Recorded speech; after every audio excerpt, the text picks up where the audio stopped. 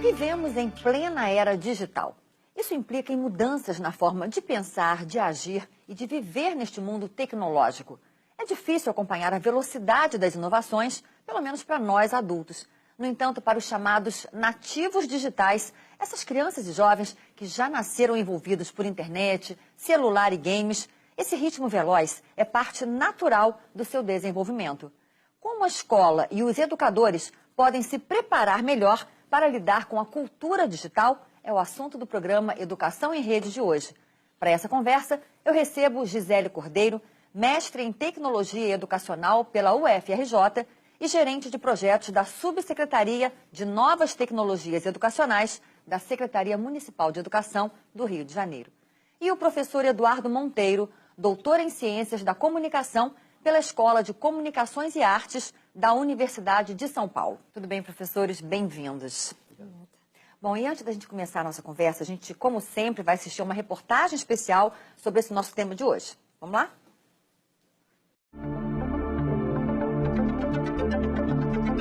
Até o final de 2013, 2,7 bilhões de pessoas em todo o mundo vão estar conectadas na internet.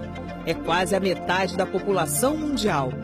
Assim como cada vez mais gente entra no mundo virtual, cada vez mais as tecnologias entram na vida das pessoas. Para o filósofo Pierre Levy, isso reflete a quarta revolução da comunicação humana, que vem após a invenção da escrita, do alfabeto e da imprensa. A diferença dessa revolução é a velocidade. Tudo muda e se inova o tempo todo, de forma intensa. Todos que estão conectados em rede podem ter acesso a todas as informações possíveis. E apesar de tudo isso, em pleno século XXI, a educação ainda não entrou de vez na era digital. Para debater este tema, a Multirio promoveu o seminário A Escola, as Mídias e a Cultura Digital. Estudiosos e pesquisadores do Brasil e da Colômbia se reuniram para discutir a importância das linguagens tecnológicas na formação do ser humano. Essas novas linguagens da comunicação permitirão que alunos e professores de diferentes espaços educacionais troquem experiências, enriqueçam informações e se reconheçam como membros de uma cidade, descobrindo problemas, deveres e direitos e também riquezas e potencialidades. Não há mais um receptor passivo da informação. Somos todos agentes, produtores e transformadores, participando do processo global de comunicação. Neste momento temos dois mundos. Sabemos o mundo offline, o mundo real, e o mundo online, o mundo digital. Neste mundo, que é espaço e tempo, aqui há restrições, aqui nos morimos, aqui é onde sofrimos, aqui é onde hacemos as transações, onde construímos a cotidianidade. En el mundo digital representamos mundos, pero en ese mundo digital usted puede controlarlo, usted puede desconectarse, puede conectarse. Si en ese mundo algo no le gusta, se pasa a otro mundo digital. Ese es el mundo online, pero el mundo offline, cambiar de mundo es más difícil. O sea, usted tiene que trabajar mucho, tener tiempo, porque es espacio y tiempo. Aquí no tiene espacio y tiempo. Esse funcionamento de rede, ele é alguma coisa com a qual a gente não está habituado, porque a gente está habituado a pensar as pessoas ligadas por laços diversos, mas não por um laço como esse, que é o laço de rede.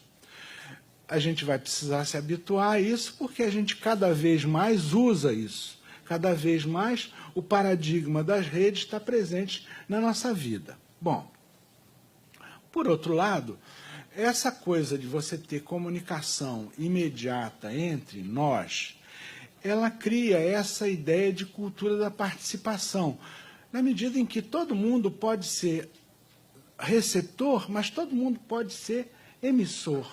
Todo mundo pode ser autor, todo mundo pode ser leitor. Todo mundo pode ser produtor, pode ser consumidor. Protagonismo está aí, né? Quer dizer, ao mesmo tempo que a gente tem um protagonismo individual, esse conhecimento é coletivo e é compartilhado. Então, a gente tem um diálogo permanente entre o que é individual e o que é coletivo, né? A atual geração de crianças e jovens está tão acostumada com a vida tecnológica que é chamada de nativa digital. embora a gente acredite que a gente está construindo conhecimento com o menino no momento que ele está na experiência dele de ensino-aprendizagem, ao fim e ao cabo, quem realiza, quem empreende o conteúdo que vai para a sala de aula somos nós, os jurássicos. E como é que a gente faz essa aproximação, né? Como é que nós, os jurássicos, nos arrogamos o direito de dizer o que tem que entrar ali naquele espaço, naquele ambiente, para aqueles seres, né, que a gente tangencia, mas que tem vida própria, né? E há muito tempo atrás, na educação, a gente achava que não, né? Que a gente aqui ia dar luz para eles, o conhecimento.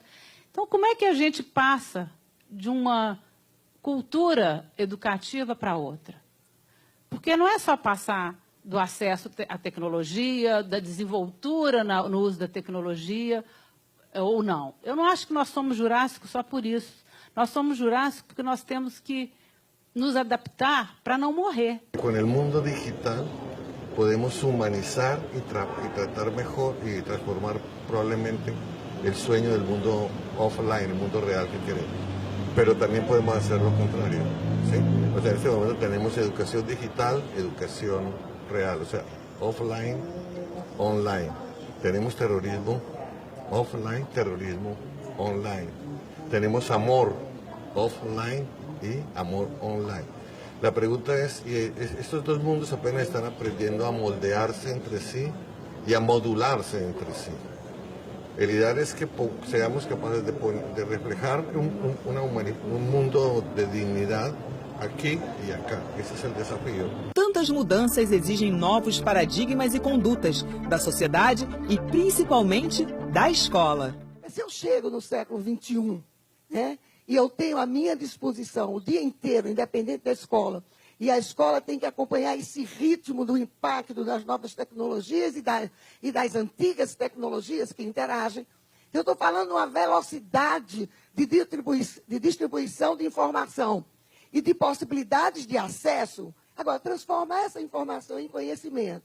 E conhecimento a serviço da sua vida, da sua família, da sua comunidade, do seu estado, do seu país e do seu planeta, é função, sim, da educação básica. Dá para fazer uma escola que respeita toda a grade curricular, todos os conteúdos, centrado no desejo e no interesse do aluno. É a comunicação que define as relações sociais. A diferença é que a comunicação hoje é mediada pela tecnologia. Então, ela muda de âmbito na medida em que ela é mediada pela tecnologia. A tecnologia, como diz nosso outro mestre, Jesus Martim Barbeiro, a tecnologia passa a ter interferência na estrutura, passa a ser uma mudança estrutural. Fazer parte do mundo e da produção da cultura digital é o maior desafio da escola atualmente. Internet é um caos, mas não é um desordem. Entonces, la primera tarea que el educador a lo largo desde niño tiene que enseñarle, el profesor al niño, o a los niños o a las niñas, es cómo hacer hipótesis adecuadas para poder entrar en ese caos y generar un orden. Si usted no sabe hacer preguntas adecuadas, o no tiene hipótesis adecuadas, o no tiene propósitos bien claros, y usted se pierde en Internet. Entonces, lo primero es enseñar, hay que formar mucho pensamiento analítico, aprender a hacer hipótesis, aprender a hacer preguntas. La pregunta que sigue es respecto a qué, ¿sí? Porque las preguntas en sí mismas no tienen ningún valor. El valor de la pregunta depende del proyecto ético frente al cual usted esté trabajando. Una cosa es hacer preguntas para hacer daño y otra cosa es hacer preguntas para un proyecto ético, ¿sí? Entonces, hay que enseñarle al niño que todas las preguntas solamente tienen una finalidad: cómo aprender, cómo vivir dignamente sobre el planeta, cómo vivir dignamente con los otros, cómo construir dignidad en conjunto. O sea, aprender a hacer preguntas es lo primero. Y que esas preguntas formen parte de su proyecto de vida, ¿sí? Es muy importante que los niños desde pequeños, junto en alianza con los papás, puedan construir un proyecto de vida. Y que ese proyecto de vida esté orientado a lo mismo: cómo construir dignidad humana. E é isso, educação pública de qualidade, compromisso ético com a nossa população, com o nosso país, com o nosso planeta. Ter certeza que todos os dias o trabalho que a gente faz diferença na vida das pessoas. E essa diferença ela será sempre mais significativa quando a gente aprender a trabalhar com todos, a incluir todos, né, os diferentes, os iguais, para que a gente possa dar conta da nossa missão. Muito obrigada. É isso mesmo, estamos vivendo uma nova revolução na comunicação? Eu acredito que sim, Carla. Eu acho que essa coisa de você democratizar a comunicação e para ir mais além, né, como foi dito no documentário, o sujeito se constitui pela linguagem. E quando você democratiza a comunicação desse jeito, você tem uma forte mudança no hábito, inclusive, das pessoas que não presenciaram a mudança anteriormente, acabam se adaptando. Mas eu acredito que sim. E você, professor, tem a mesma opinião? Parecida. Eu acho que a comunicação vive de revoluções, né? Acho que faz da própria natureza dinâmica do processo das pessoas. Agora, toda revolução é nova, né? E acho que a novidade que a gente tem e que talvez nos crie assim, um impacto, nos assuste um pouco, nos dê um pouco de ansiedade sobre o nosso presente, o nosso futuro, é a natureza dessa revolução, porque ela mexe com coisas muito profundas na nossa estrutura social, na nossa estrutura cultural e na nossa estrutura pessoal, psicológica, né? E eu acho que aí é que está o desafio, porque a educação ela está situada no meio disso tudo e ela não é muito afeta a revoluções. Pois é, professor, e para você, qual é assim, o maior impacto que essa revolução está causando no nosso cotidiano? Olha, desde mudar as relações que as pessoas estabelecem entre elas. Primeiro com a ruptura de espaço-tempo, né? Fora isso, a democratização de para quem você fala, a quantidade de pessoas que você fala também assusta um pouco, né? Às vezes eu converso com pessoas que colocam uma coisa no Facebook e não tinham ideia da dimensão que isso ia tomar, né? Acho que essa coisa de fazer dessa rede social um megafone, da comunicação, deixar de ser um pouco mais íntima e se tornar mais pública, e a ruptura do espaço-tempo são as coisas que mais trazem impacto para as pessoas, acho que, nas relações. E você, professor, como é que se sente vivendo em plena era da consolidação dessa era digital? Como é que eu me sinto? Eu me sinto muito cansado. Eu me sinto São muito muitas cansado. Informações, é isso? Exatamente, porque eu acho que essa colocação que a Gisele fez sobre a questão do espaço-tempo, ela se conjuga com uma outra, que é uma outra dimensão que a gente vive, que é a velocidade e a aceleração. Eu acho que a gente é obrigado a processar uma quantidade de informação muito grande todos os dias, né?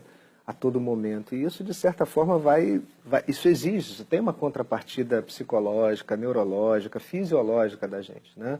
Essa talvez seja uma das grandes revoluções, né? A grande mudança talvez seja essa, porque a nossa percepção de espaço muda, a nossa posição no espaço e no tempo muda. Quer dizer, a gente pode estar em mais de um lugar ao mesmo tempo, a gente pode estar em mais de um tempo ao mesmo tempo, né? Os tempos se multiplicam, se sobrepõem. Portanto, eu posso ser mais de uma pessoa ao mesmo tempo, né? Eu posso, eu sou exigido de ser o pai, o filho, o marido, o funcionário, o cidadão, o cliente do banco, todos ao mesmo tempo sendo solicitados, né?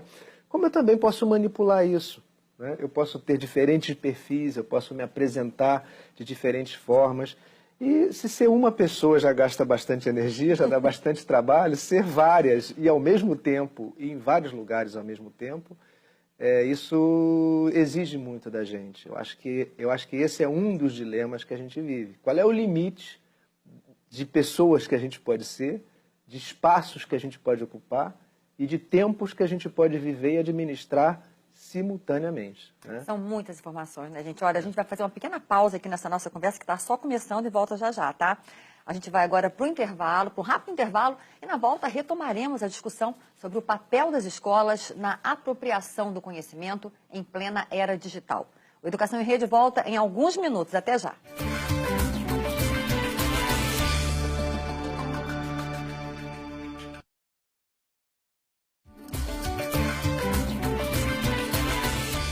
Olá, estamos de volta com o Educação em Rede. E hoje estamos discutindo a cultura digital e como a educação precisa participar mais ativamente da produção dessa cultura. Então, professores, a era digital criou pelo menos duas tribos, né? Os migrantes digitais e os nativos digitais. Como é que essas duas tribos estão se relacionando, Gisele? Eu acho que ainda os imigrantes estão se adaptando, obviamente. E essas relações, elas tendem em determinados momentos, se tornar um pouco tensas, né? Isso configura... Dá um exemplo. Isso se configura na escola, por exemplo, né? Que você tem alunos que vivem no mundo digital e, de repente, entram num espaço que volta ao século anterior, lousa, um tempo mais lento, e muitas vezes eles são até impedidos de usar os aparatos eletrônicos, dos quais parece que são apêndices do corpo dessas crianças, né? Então, gera uma certa tensão.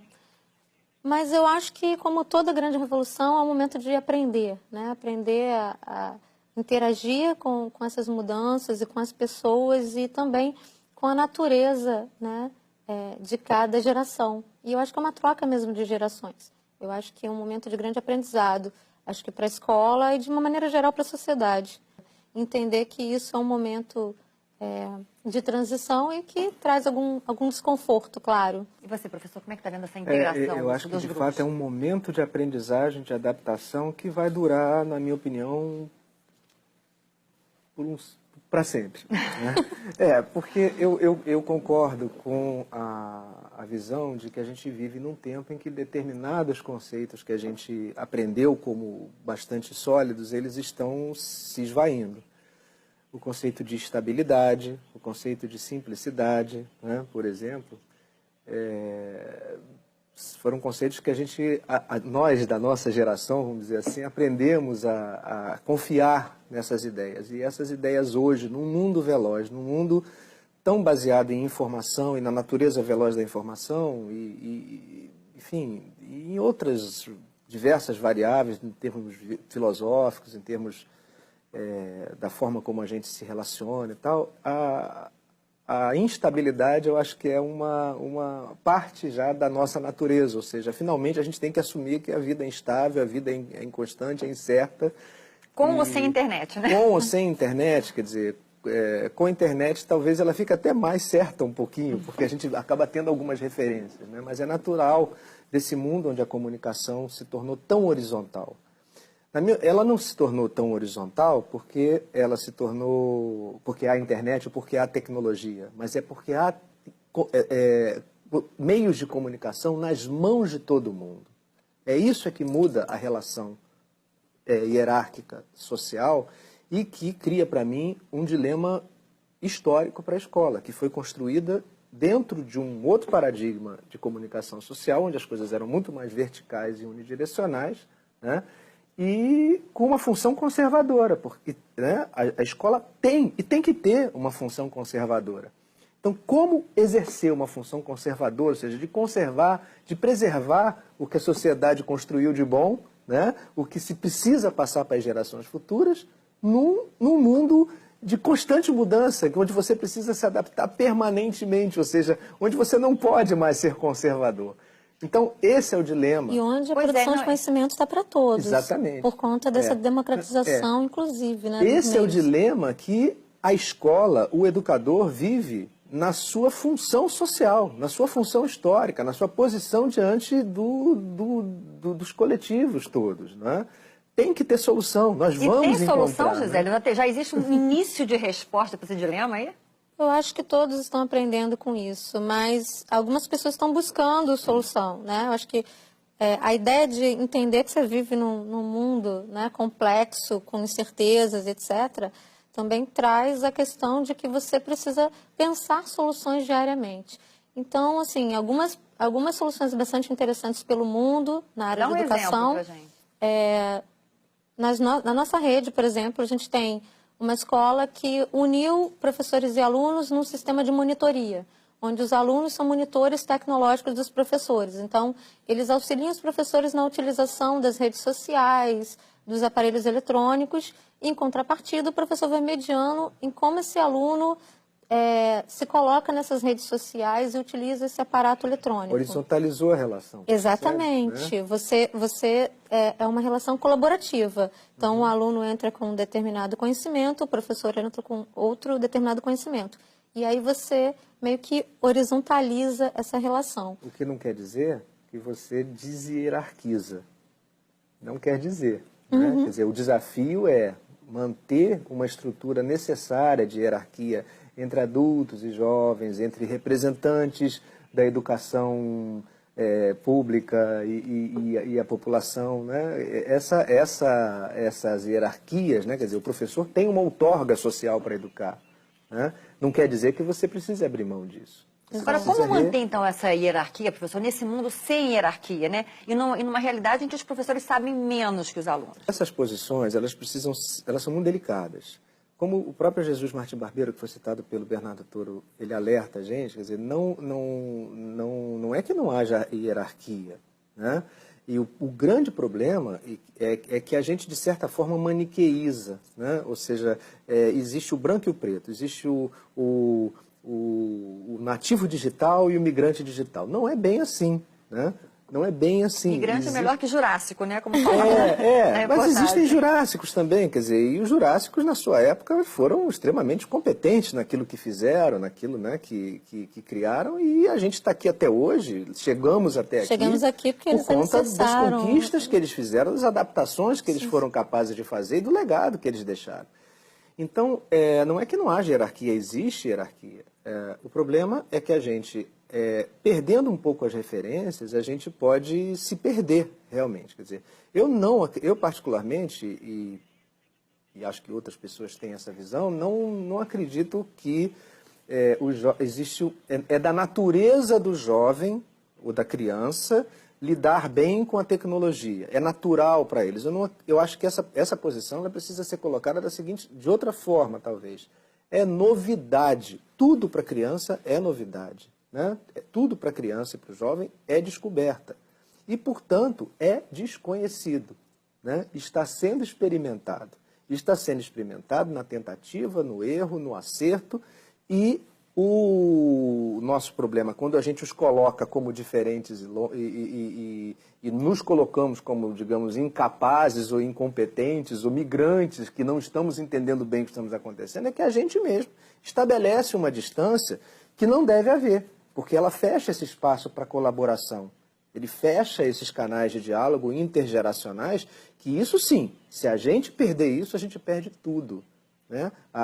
O que a gente não pode deixar de preservar em nenhum momento de mudança, seja quando a escrita foi inventada lá atrás, há 8.000 anos, seja quando se inventou a imprensa, seja quando apareceu a televisão, são os canais de relação intergeracionais. Né? Se a gente perder isso, a gente perde a principal função que a educação e que o educador tem na sociedade, que é exatamente de manter essa liga do tempo que forma a cultura, que forma a sociedade. Agora, uma outra mudança também é que o receptor passivo acabou, né? Somos todos produtores e consumidores, né, dessas informações. Como é que isso afeta a escola? Me parece que alguns professores sabem lidar melhor com isso, né, do que outros. E como o Eduardo falou, essa coisa de ou você sabe muito bem, não, pessoas estão se adaptando. Inclusive os alunos, porque muitos alunos têm até a aptidão para trabalhar com eletrônico, mas não sabe, por exemplo, onde buscar as informações com uma fonte mais segura ou informações tranquilas em relação a um determinado tema polêmico. E isso não cabe tem um pouco... aparato, muitas vezes, familiar ou cultural que permita a ele uma abordagem mais crítica, mais distanciada daquilo. E aí que entra a hierarquia, né? E aí que entra a hierarquia no sentido positivo. Exatamente. Né? De orientação mesmo. De mediação. Né? Fazer as perguntas certas. De fazer as perguntas certas, de apontar provocações que levem esse aluno a aprender mais e até a se entender como um ser que tem que estar em constante aprendizado, porque quando ele acha também que ele já sabe tudo, porque ele pode digitar num buscador e aí ele perde a própria essência do ser humano, que é aprender sempre. Né? E isso do aprender sempre é uma coisa que, se a gente reparar bem, não foi incluída no DNA da escola. Né? A escola ela foi gerada e tem a sua estrutura em cima de aprende-se um pacote e esse pacote é preservado eternamente. Né? E esse, para mim, é um dos problemas talvez mais difíceis da escola enfrentar. São inúmeros os problemas, né? A questão de que a gente vive numa era em que a gente, pela própria velocidade das coisas, pela natureza das nossas formas de construir conhecimento, pela natureza da nossa relação social e da nossa hierarquia, muda a nossa relação com o conhecimento também. E o conhecimento, hoje, ele não é mais o mesmo de amanhã, não é mais o mesmo de ontem. Então, essa dinâmica de atualizar o conhecimento, de adaptar-se, né, de revalidar o conhecimento, ela é muito contrária àquela posição de uma escola onde existe um conhecimento, né, meio que sacralizado, legitimado, e que a escola tem uma função, né, também meio que sagrada, de passar esses pacotes, né, transmitir, né, esses pacotes entre as gerações. E quando você adquire esse pacote, você é certificado de que você está empacotado. Exatamente. Né? Olha, isso é muito interessante, mas a gente vai continuar essa nossa conversa daqui a pouquinho, tá? Tá bom. O Educação em Rede vai para o intervalo. No próximo bloco, continuamos a falar sobre os desafios que a cultura digital oferece para a educação. Nós voltamos já já.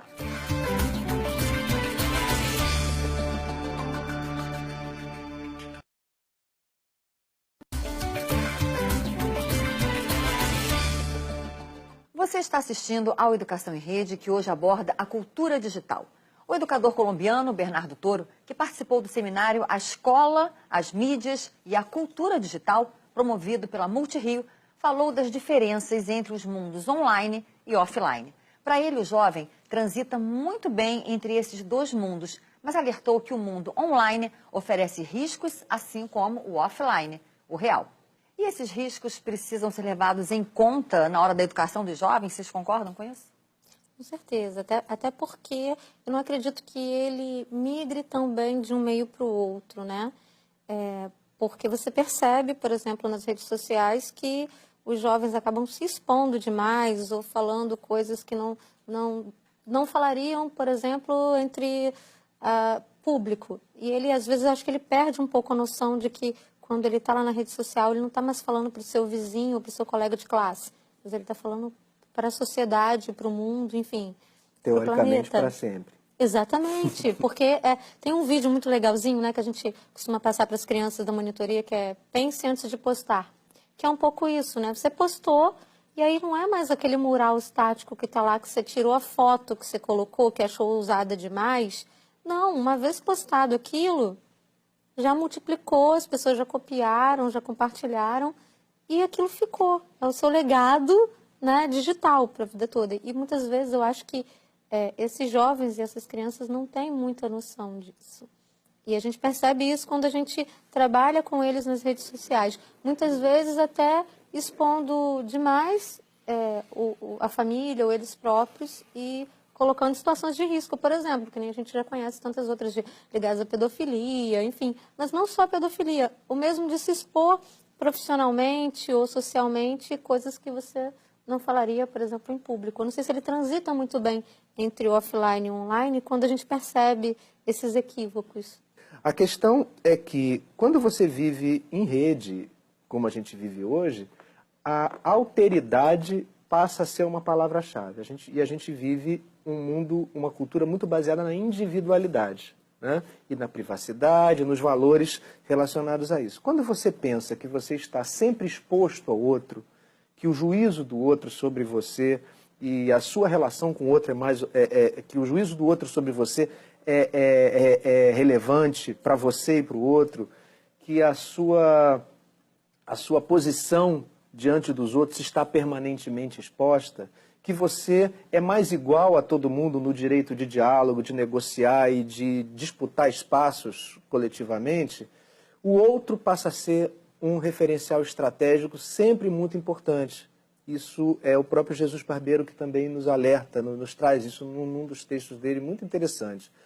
Que então, você pensar um posicionamento de vida e uma educação baseada em alteridade talvez seja o grande desafio e a grande chave. Alteridade não é altruísmo, não é você pensar sempre o que eu preciso fazer para agradar o outro, mas é se você levar sempre em conta que existe um outro, né? E que a sua posição é sempre relativa ao que este outro, a forma de comportamento e interação, né, inter-relação que você estabelece com esse outro. Isso é talvez bastante sofisticado de pensar, talvez. Mas eu acho que é talvez o grande desafio. Você entrar numa sala de aula, por exemplo, pensando, quem são esses outros que estão aqui? Né? Você entrar numa comunidade para educar pensando, quem são esses outros e quem sou eu diante desses outros? Isso muda radicalmente uma posição de que, bem, eu vim trazer alguma coisa que esses outros, que não me interessam muito quem são, precisam. Né? Agora, isso para o jovem compreender deve ser difícil, né, professora Gisele? É porque já é da natureza da criança, do adolescente ser um pouco individualista mesmo, né? Eu acho que ele vai se descentrando gradativamente. Exatamente. À medida que ele vai convivendo com os outros. E essa questão da convivência que eu acho que é importante. Né? E esse é o perigo de você isolar essas crianças, esses jovens, só nos jogos online ou nas redes sociais, porque ele deixa de conviver com os outros e aí, de repente, ele pode acreditar que a realidade é a rede social ou o jogo online, onde ele joga com pessoas de todos, e ele acha que está interagindo. Ok, está interagindo no âmbito online, mas ele precisa de uma convivência offline para entender que ele é um ser humano, que faz parte de uma sociedade, etc, etc. Inclusive, esse ponto aí é um assunto que se aborda muito, né? O tempo que os jovens ficam conectados. Vocês acham que deveria haver um limite para isso? Aliás, se fala em limite há muito tempo, mas nunca conseguiu estabelecer um limite, porque eles passam horas e horas, né? E aí, qual a opinião de vocês? Eu acho que a função de pais e educadores é sempre demonstrar que existe limite na vida da gente para tudo. Estabelecer canais de diálogo que permitam você construir esse valor, seja em família, seja dentro da sala de aula. Isso começa desde pequenininho, porque são coisas muito difíceis de ser construídas. Se você não construir desde pequenininho, vai ficando cada vez mais curto a possibilidade, o território livre para você construir alguma coisa. Professora Gisele, como é que a escola pode ajudar o aluno a estabelecer esse limite? Acho que o diálogo é importante, né? O diálogo em ambas as partes. Eu sou uma pessoa que vivo conectada, então eu converso muito com os meus alunos e chegava um determinado momento que eu entrava na sala e até para eles entenderem que aquele era um momento de interação entre eu e eles, eu brincava assim, vou entrar em crise de abstinência, mas estou abrindo mão porque é meus 50 minutos com vocês. E aí eu botava lá. E pasmem que eu era uma das poucas professoras que não tinha problema com a questão do uso do celular na sala. Mas porque eu já entrava com a questão do diálogo. Estou abrindo mão da minha convivência online, porque agora 50 minutos offline com vocês. E eles entendiam bem isso, e aí começavam a conversar, e muitas vezes eles brincavam, quando eu esquecia alguma coisa no meio da aula, professora, crise de abstinência, e eu falei, daqui a pouco a gente volta para lá, então vamos. Acho que a gente colocar o limite, ele tem a ver com, o primeiro passo é você reconhecer o significado daquele tempo usado por aquele jovem, aquela criança, dentro, por exemplo, de um espaço de rede social. Né? Se ele, por exemplo, é um menino que ele é muito tímido, então ele vai ter um outro tipo de comportamento, ele pode manipular a identidade dele dentro da rede, ele pode encontrar iguais a ele dentro da rede, então se estabelecer um espaço de conforto relacional. Então qual é o parâmetro? É diferente daquele menino que encontra só para jogar jogos violentos, né? Mas aquele menino que joga jogos violentos, não necessariamente ele vai se tornar um assassino, um psicopata. Quer dizer, você pode ter um menino que é muito tímido, que ele tem muita dificuldade em se colocar, e o jogo violento para ele pode ser uma oportunidade de estar resgatando um pouco mais de segurança. O que interessa é que nós, como pais, mas principalmente como pais, mas como educadores, a gente não pode abdicar do nosso papel, da nossa responsabilidade de educar, de orientar, de estar supervisionando, de estar observando o que está acontecendo e, mais do que fazendo o que a gente quer, atento ao que aquele outro, nosso filho, nosso aluno, precisa, necessita e está realmente exibindo naquele momento para que você possa fazer intervenções que ajudem. Né? Ser sensível à necessidade do outro. Que aí é aquela questão de estar conectado com o outro, e não só conectado online, não, conectado na essência mesmo, de perceber as necessidades básicas. O grande problema do Facebook, por exemplo, que é um dos problemas que eu acho que o Facebook não é problema, ele tem alguns problemas, como toda coletividade, principalmente uma coletividade de não sei quantos bilhões de pessoas tem, é que ele existe as duas coisas, né? Ele facilita muito uma coisa individualista, egocentrada, né? Narcisista, onde as pessoas usam aquilo como vitrines, né? De identidades que elas gostam de exibir, não necessariamente são... Se elevam, né, a seres que elas gostariam de ser e não, né, são na vida offline. Né? E, ao mesmo tempo, ela permite como mostrou essa pesquisa, a possibilidade de você ser coisas que você não tem espaço de ser na vida offline, pelas características das suas relações, né? Pelo espaço que você ocupa naquela relação e pelas suas próprias características, né?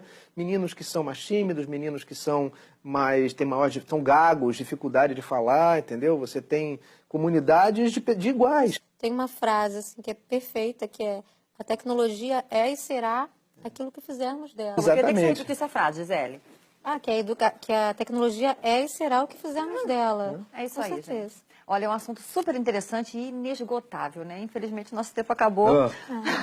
Sem a minha analista costumam dizer Cordeiro. Isso na hora errada.